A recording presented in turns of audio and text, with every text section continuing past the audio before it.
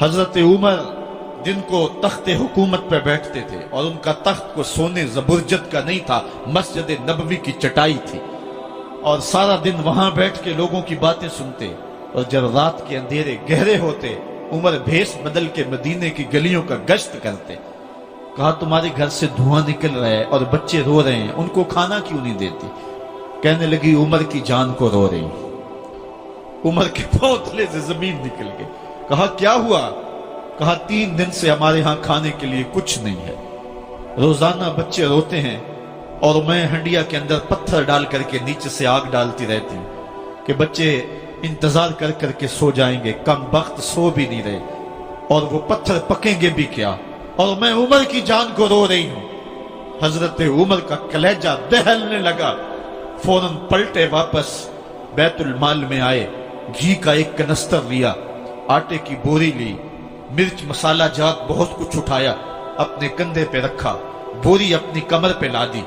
عمر بیت المال سے نکلے تو آپ کے خادم اسلم نے دیکھ لیا، آگے بڑھا، کہا میرے آقا میں اٹھاتا ہوں۔ عمر کی آنکھوں میں آنسو ہے۔ کہا اسلم قیامت کے دن میرا بوجھ اٹھا لو گے؟ کہا قیامت کے دن تو اپنا اپنا بوجھ اٹھانا پڑے گا۔ کہا عمر کو آج اپنا ہی اٹھانے دو۔ حضرت عمر وہ گھی کا کنستر اور وہ آٹے کی بوری سر پہ اٹھائے ہیں اور اس خاتون کے گھر جاتے ہیں اور دستک دیتے ہیں۔ وہ جب دیکھتے ہیں اس کی جان میں جان آ جاتی ہے۔ کہا جلدی جلدی آٹا گوندو، اور عمر سبزی کاٹنے لگ جاتے ہیں۔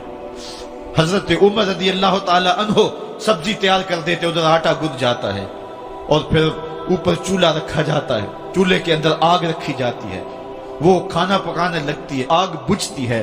تاریخ نے لکھا ہے آگ بجھنے لگتی ہے، عمر جھک کر کے پھونکے مارتا ہے،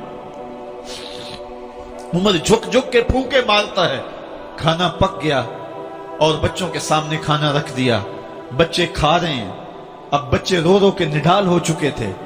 حضرت عمر اپنے ہاتھوں کو اور اپنے گھٹنوں کو اور اپنے پاؤں کو زمین پہ لگا کے، جس طرح بکری کا بچہ چلتا ہے، ویڑے کے اندر کبھی ادھر چلتے ہیں کبھی ادھر چلتے ہیں، تاکہ بچے مجھے دیکھ کے خوش ہوں اور دل میں کہتے عمر جتنا رلایا ہے اب اتنا ہنسانا بھی پڑے گا۔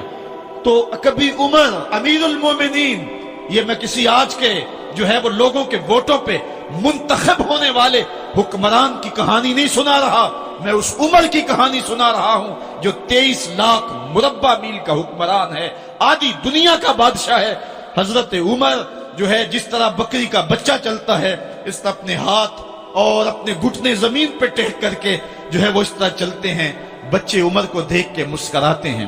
جب بچے مسکرانے لگے تو حضرت عمر نے اس خاتون سے کہا بڑھیا عمر کو معاف کر دے۔ اس نے کہا تو اتنی ہمدردی کیوں کرتا ہے؟ کہا عمر بیچارہ بڑا پھنسا ہوا ہے، فکر ہے اس کو یرموک و فسطاط و حلوان کی، جب فتح ہے مصر تو تیاری ہے ایران کی، آتے جاتے وفد سے ملاقات بھی کرتا ہوگا اور شب کو معلوم حالات بھی کرتا ہوگا، کانٹوں میں الجھی ہوئی بیچارے کی جان ہے، نیند اس کو بھی آتی ہے، آخر وہ انسان ہے، میری بہن عمر کو معاف کر دے۔ اس نے کہا نانا عمر کی بات میرے سامنے نہ کر، قیامت کا دن ہوگا، عمر کا گریبان ہوگا اور میرا ہاتھ ہوگا۔ جب اس نے یہ بات کہی تو عمر برداشت نہ کر سکے، بچوں کی طرح بلک بلک کر رونے لگے۔ کہا وہ بد نصیب عمر تیرے سامنے ہے، آج ہی کہلا جو کہنا ہے، قیامت کے دن مجھے معاف رکھنا۔ اس نے کہا تو عمر ہے؟ کہا بد نصیب عمر تیرے سامنے کھڑا ہوں۔ میرے عمر کہتے ہیں اگر دجلہ کے کنارے ایک بکری کا بچہ بھی پیاسا مر گیا، اس کا حساب بھی عمر سے لیا جائے گا۔ حضرت عمر نکلے یروشلم میں، ایک اونٹ ہے ایک غلام ہے، کبھی وہ سوار ہوتا ہے کبھی آپ باری مقرر کی ہے۔ جب قریب پہنچے یروشلم کے تو عمر کی باری نکیل پکڑنے کی اور غلام کی باری اوپر سوار ہونے کی آ گئی۔ غلام نے کہا آقا میں مرضی سے اپنی باری چھوڑتا ہوں، آپ آ جائیں، دشمنوں کے مفتوحہ علاقے میں آ رہے ہیں، تازہ تازہ علاقہ فتح ہوا ہے، اسلام کی شان و شوکت ظاہر ہو۔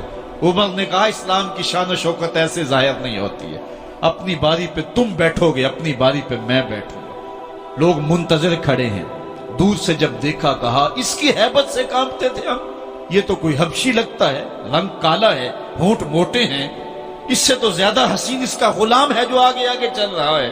حضرت ابو عبیدہ نے کہا دھوکہ کھا رہے ہو، ہمارا آقا وہ نہیں ہے جو اونٹنی کے اوپر سوار ہے، ہمارا آقا وہ ہے جو لگام تھامے آگے آگے چل رہا ہے۔ حضرت عمر رضی اللہ تعالیٰ عنہ کو آگے بڑھ کے جابیہ کے مقام پہ حضرت ابو عبیدہ بن جراح نے استقبال کیا، تو حضرت عمر آگے بڑھے اور انہوں نے آگے بڑھ کر کے حضرت ابو عبیدہ کے دونوں کندھوں پہ ہاتھ رکھا، اور سنو حضرت عمر نے کیا کہا، کہا لا الہ الا اللہ انا کنا اذل قوم فاعزنا اللہ بالاسلام۔ کہا کہ لا الہ الا اللہ، اے ابو عبیدہ بن جراح، ہم ایک ذلیل قوم تھے اور اللہ نے ہمیں اسلام کی وجہ سے عزت عطا کی ہے۔ اور میں تمہیں ایک تاریخ ساز بات کہنے لگا ہوں، اور وہ یہ ہے کہ جب تک ہم اس عزت والے اسلام کے دامن کو تھامے رہیں گے ہماری عزت قائم رہے گی، اور جب اسلام کے علاوہ کسی اور جگہ سے عزت ڈھونڈیں گے تو رسوا کر کے رکھ دیے جائیں گے۔ یہ ہے وہ خلاصہ جو حضرت عمر نے امتوں کے عروج و زوال کا بیان کیا ہے۔ اس امت کو جو خیرات ملی ہے تخت و تاج کی، وہ پینٹاگون سے نہیں ملی، وہ واشنگٹن سے نہیں ملی، وہ وائٹ ہاؤس سے نہیں ملی، وہ محمد عربی کے جوڑوں کا صدقہ ملی ہے۔ اس لیے جب ہم نے اسلام سے انحراف کیا، پاکستان حاصل کیا گیا تھا۔ پاکستان کا مطلب کیا؟ لا الہ الا اللہ۔ ہم نے اس نعرے کو چھوڑ دیا ہوا ہے، ہم نے انحراف کر دیا ہے۔ آج ہماری نظریں مغرب کی طرف لگی ہیں کہ تخت و تاج اس سے نصیب ہوتے ہیں، اور دنیا کے اوپر ہم رسوا ہو کے رہ گئے۔ ہماری پستی، ہماری ذبوحالی، ہماری ذلت کا سبب یہ ہے کہ جس جگہ سے ہمیں عزت ملی تھی ہم نے وہ مرکز ہی چھوڑ دیا ہے۔ اس مرکز حیات کو، اس مرکز زندگی کو، اس مرکز عزت کو ہم نے چھوڑ دیا ہے، اور دنیا کے اوپر ہم رسوا ہو رہے ہیں۔ انہی حضرت عمر کی کہانی ہے۔ وادی تہامہ سے گزر رہے تھے کہ بچوں کی طرح بلک بلک کے رونے لگے۔ کہا عمر جوان آدمی ہو اور بچوں کی طرح بلک کے رو رہے ہو؟ کہا تم نہیں جانتے، مجھے بچپن کی کہانی یاد آ گئی۔ کہا کیا کہانی ہے؟ کہا یہی عرض تہامہ تھی، میرے باپ خطاب نے مجھے 5 اونٹ دیے تھے، کہا انہیں لائن میں کھڑا کرو سیدھا۔ میں آگے والا سیدھا کرتا تھا، پیچھے والا ٹیڑھا ہو جاتا، پیچھے والا سیدھا کرتا، آگے والا ٹیڑھا ہو جاتا۔ میرے باپ خطاب نے مجھے بڑا مارا۔ کہا ایک عرب کے بیٹے ہو کہ تم سے 5 اونٹ لائن میں کھڑے نہیں ہوتے؟